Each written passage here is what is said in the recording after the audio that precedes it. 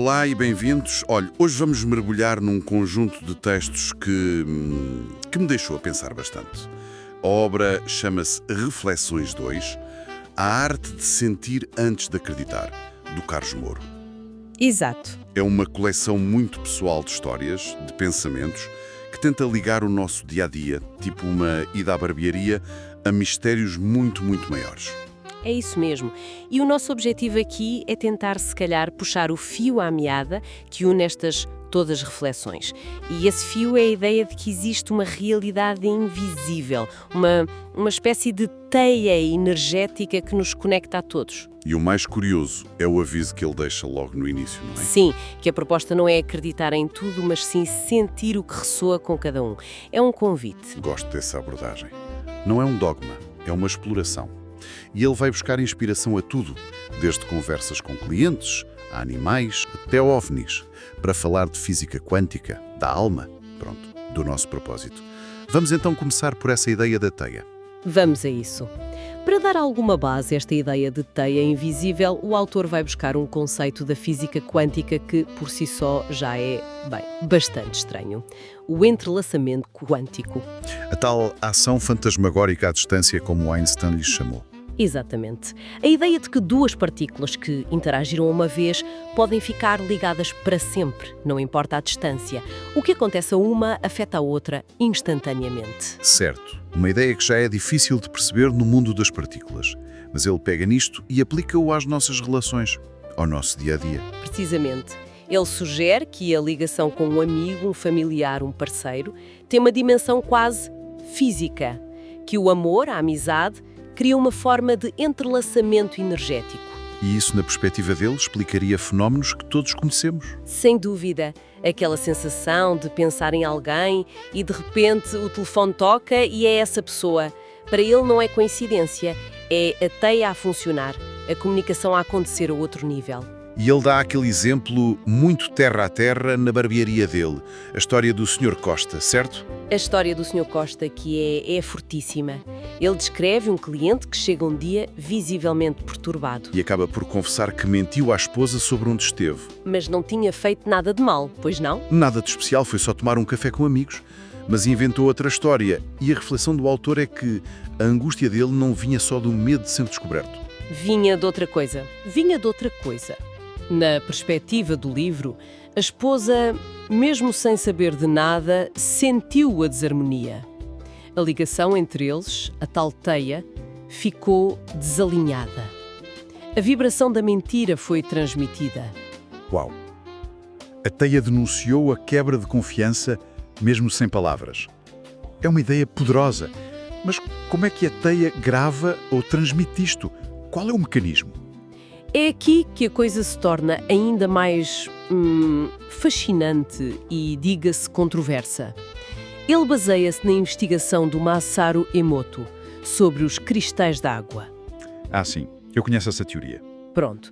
É importante dizer que, cientificamente, não é consensual, mas para o autor serve como uma metáfora perfeita.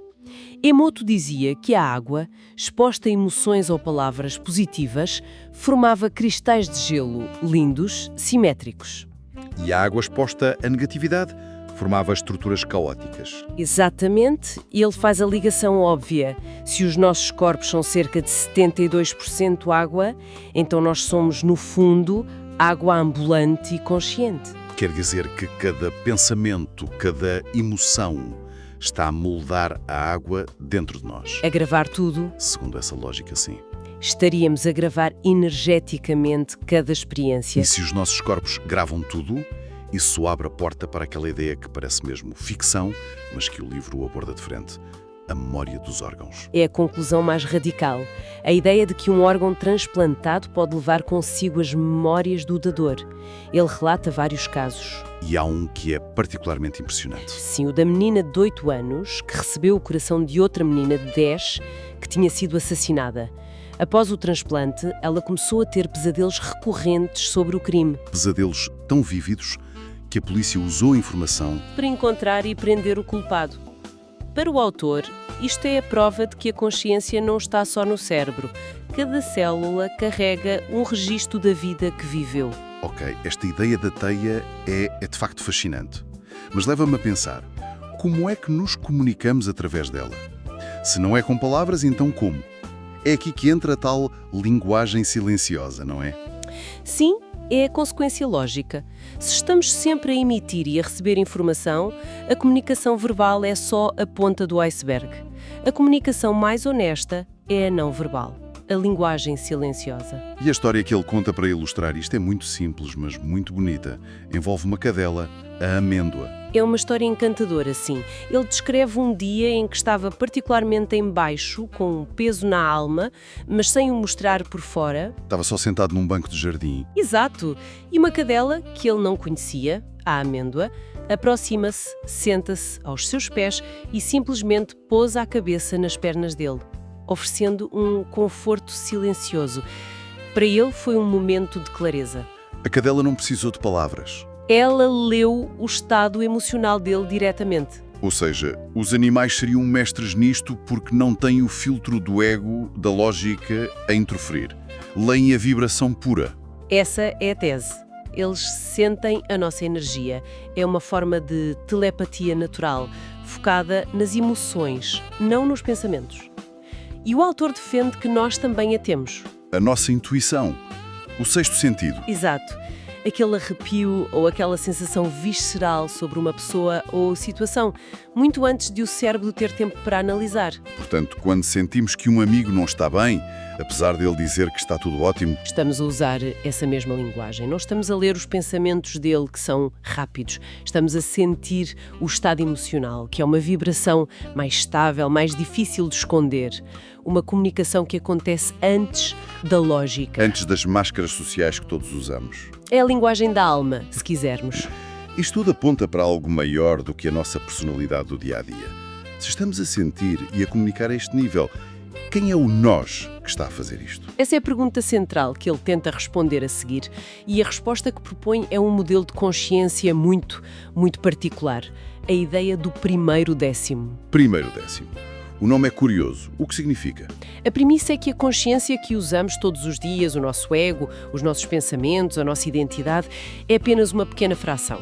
Talvez 10% da nossa consciência total. E os outros 90%? São o que ele chama de eu superior ou eu sou. É a nossa consciência maior que permanece noutro plano a observar e a guiar a nossa vida terrena como se estivesse a jogar um jogo com um avatar. Espera. Então, as minhas preocupações com o trânsito, com os e-mails, isso é só o avatar de 10% a estressar. E há uma parte maior de mim a ver isto tudo com calma. Essa é a ideia. E essa parte maior não é passiva, ela guia-nos. A forma como comunica connosco é através da intuição e das sincronicidades. Tipo ver as horas 11h11, 22h22. É exatamente. Ou encontrar a pessoa certa no momento certo. Segundo o autor, não é aleatório. São piscadelas do olho do nosso eu superior a dizer estás no caminho certo, ou às vezes a criar obstáculos para nos fazer recalcular a rota. Isto leva-nos diretamente a uma ideia muito antiga, a do planeamento reencarnatório, que nós escolhemos isto tudo antes de vir. O livro defende que sim, que antes de nascermos, a nossa alma, essa consciência total, planeia a sua próxima vida. Escolhe a missão, as lições a aprender, as pessoas a reencontrar. Isso é uma perspectiva forte. Quer dizer que a família onde nascemos, o corpo que temos, nada é um acidente. Que estamos a seguir um guião que nós próprios escrevemos. E o livre-arbítrio? É a grande questão. Ele tenta conciliar as duas ideias. O guião existe, sim.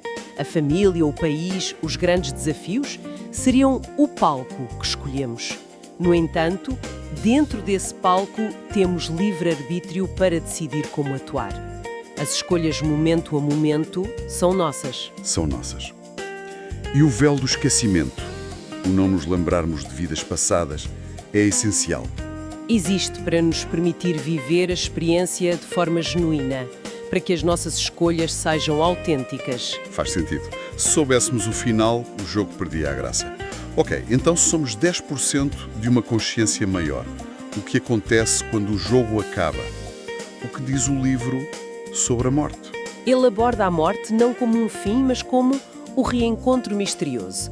A morte do corpo é só o momento em que o avatar sai do jogo e a consciência de 10% se reúne com os outros 90%. E a história mais poderosa sobre isto é da amiga dela em fase terminal. Sem dúvida.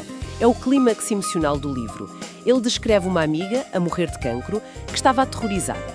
Um dia, ele visita e encontra-a transformada, radiante, em paz. O que é que aconteceu? Ela conta-lhe com total lucidez que, durante a noite, saiu do corpo.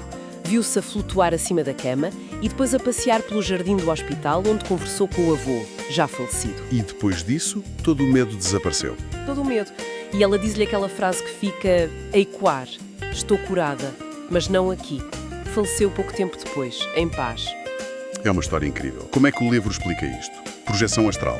Descreve-o como uma projeção astral, sim.